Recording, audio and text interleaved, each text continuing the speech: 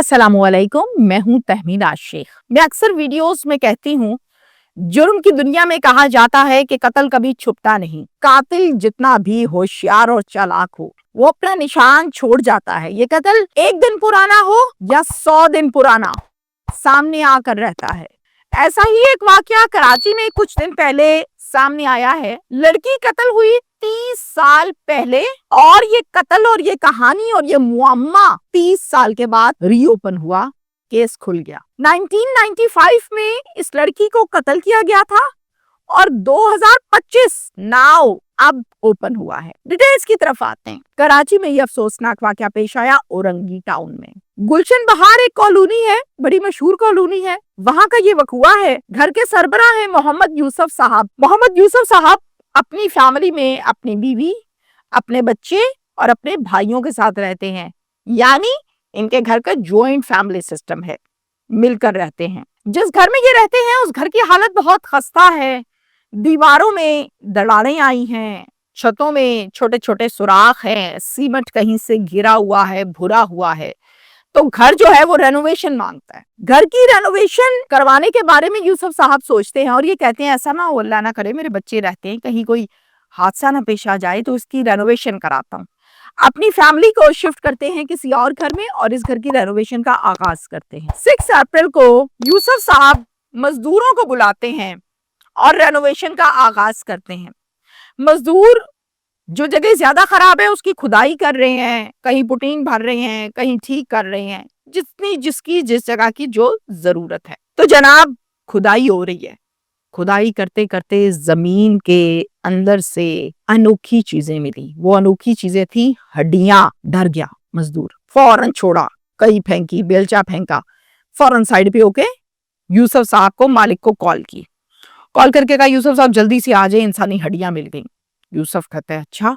भागा भागा यूसुफ आया। साथ ही एक कॉल 15 पर भी कर दी जाती है और इनको मुतलका पुलिस स्टेशन लगता है पाकिस्तान बाजार। पाकिस्तान बाजार की नफरी भी आ जाती है, यूसुफ साहब भी आ जाते हैं और मजीद खुदाई मजदूरों से पुलिस करवाती है। कहते जी खोलो, सारी चीजें निकलनी चाहिए। क्या क्या कुछ है अंदर। नीचे से निकलती हैं इंसानी हड्डियां, नीचे से निकलता है एक लिबास जो कि पिंक कलर का है, कपड़े, और एक जूते, वो भी नीचे से निकलते हैं। ये 3 चीजें निकलती हैं। तो इन तीनों चीजों को देखते हुए, हड्डियों से तो नहीं, पिंक कपड़ों से और जूतों की शेप से पता लगता है कि ये किसी फीमेल का मामला है, और ये हड्डियां भी यकीनन फीमेल की हैं, जब बाकी 2 चीजें फीमेल की हैं। पुलिस को ये चीज तो क्लियर हो जाती है। पुलिस के लिए ये चैलेंज वाला केस है। पुलिस कहती है कौन हो सकती है ये लड़की, क्या चक्कर है, कितने साल पहले कत्ल हुई, कितने साल बाद केस सामने आया है, और कौन हो सकता है जिसने इस लड़की को कत्ल करने के बाद घर के अंदर गाड़ दिया। कातिल कौन हो सकता है, ये सब पुलिस को जानना है।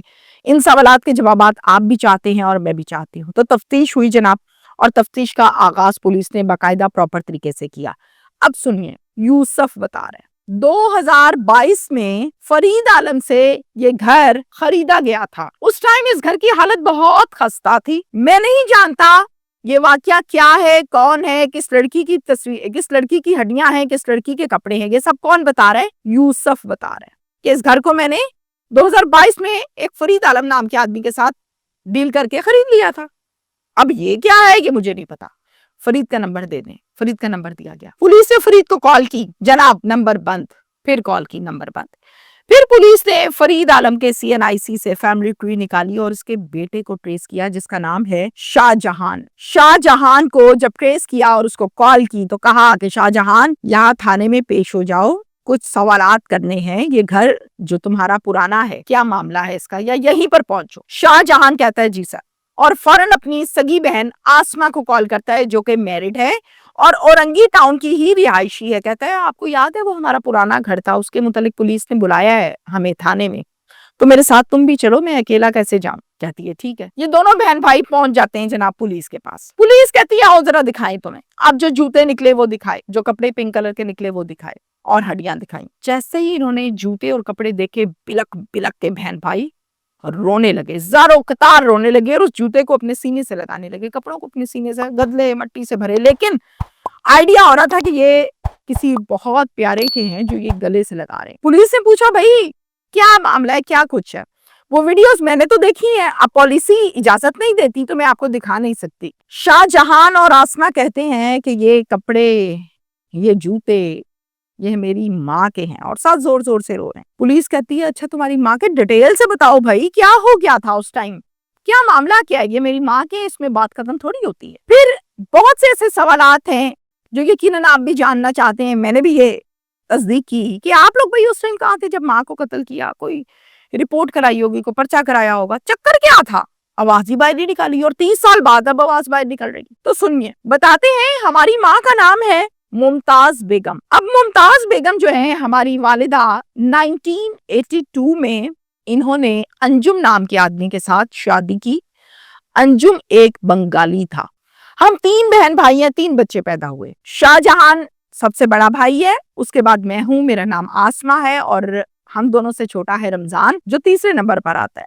10 سال یہ شادی رہی، اور 10 سال کے بعد ہماری ماں کو ہمارے والد انجم نے چھوڑ دیا اور واپس بنگلہ دیش چلا گیا۔ ہماری والدہ نے پھر فرید عالم نام کے آدمی کے ساتھ دوسری شادی کی 1993 میں۔ ہمارا دوسرا باپ فرید عالم بہت جھگڑا کرتا تھا ہماری ماں سے، اور کہتا تھا کہ یہ بچے جو ہیں یہ میرے نہیں ہیں، یہ سوتیلے، اور ہماری بھی کمبختی آئی رہتی تھی۔ ہماری ماں کی بھی کمبختی آتی تھی، ہماری بھی کمبختی آتی تھی، کیونکہ ہم سوتیلے بچے تھے، اس کے سگے تو تھے نہیں۔ پولیس نے پوچھا عمریں کتنی تھی اس ٹائم، تو کہتی ہے رمضان سب سے چھوٹا تھا، رمضان اس ٹائم 6 سال کا تھا، میری عمر 8 سال تھی، اور شاہ جہان سب سے بڑا ہے تو اس کی عمر اس ٹائم 10 سال تھی۔ 1995 میں جبکہ منتھ تھا مارچ کا، ہم باہر کھیلنے کے لیے گئے ہوئے تھے تینوں بہن بھائی۔ جب ہم واپس آئے تو ہم نے پوچھا پاپا ماما کہاں پر ہے، ماما کہاں پر ہے؟ تو پاپا نے کہا بیٹا وہ تمہاری ماما اپنے عاشق کے ساتھ بھاگ گئی ہے۔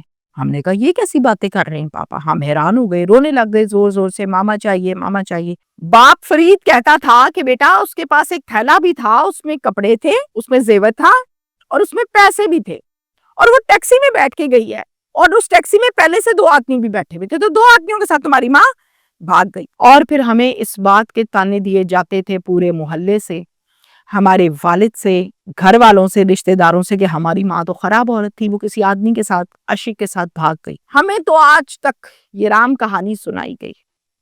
یہی کچھ سنتے سنتے ہم جوان ہو گئے۔ آج پتا چلا ہے کہ ہماری ماں کسی کے ساتھ نہیں بھاگی، ہماری ماں کو تو اس آدمی نے قتل کیا اور گھر کے اندر ہی گاڑ دیا کہ ہمیں پتہ ہی نہ چلے۔ یہی بتاتے رہے کہ تمہاری ماں بھاگ گئی، تمہاری ماں بھاگ گئی، تمہاری ماں بھاگ گئی۔ کیا اس ٹائم کوئی FIR، کوئی رپورٹ، کوئی گمشدگی کچھ کروایا تھا بچوں؟ اس ٹائم ہم بہت چھوٹے تھے۔ ہم نے اپنے ابو سے پوچھا کہ ابو FIR کراؤ، پولیس اسٹیشن بتاؤ، تو ابو نے کہا میں نے سب کچھ بتایا ہے، اب تمہاری ماں بھاگ گئی ہے تو میں کیا بتاؤں سب کو؟ تو ہم چپ کر جاتے تھے۔ ہمارا کوئی ماموں نہیں ہے، اگر ہمارا کوئی ماموں ہوتا تو اس ٹائم ہماری ماں کا بیک اپ کرتا، ہمارا کوئی ماموں نہیں تھا۔ والد نے کیا کیا، کچھ عرصے کے بعد ہمارے والد نے ایک اور نکاح کیا، نکاح کر کے وہ اپنی بیوی کو لے کے وہاں چلے گئے، اور ہمیں ہماری خالاؤں نے پالا۔ ہماری 2 خالائیں، انہوں نے ہمارا خرچہ، روٹی پانی، ذمہ داری قبول کی، اور پھر انہوں نے ہمیں پالا۔ پولیس نے کہا ٹھیک ہے، پولیس نے ایڈریس ٹریس کیا، نمبر لیا، اور سیدھا جا کے وہاں پر ریڈ کی۔ جب پولیس نے ریڈ کی تو ریڈ کے دوران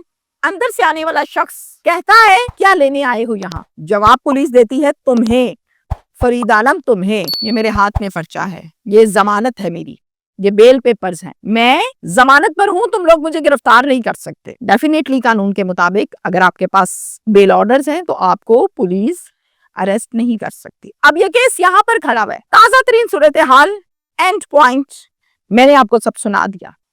اب فرید عالم بتائے گا پولیس کو جب تفتیش ہوگی یا معلومات دے گا کہ کیا کہانی ہے، کیا اسی نے قتل کیا ہے یا اس کے پاس کچھ اور قصہ ہے، کوئی اور داستان ہے۔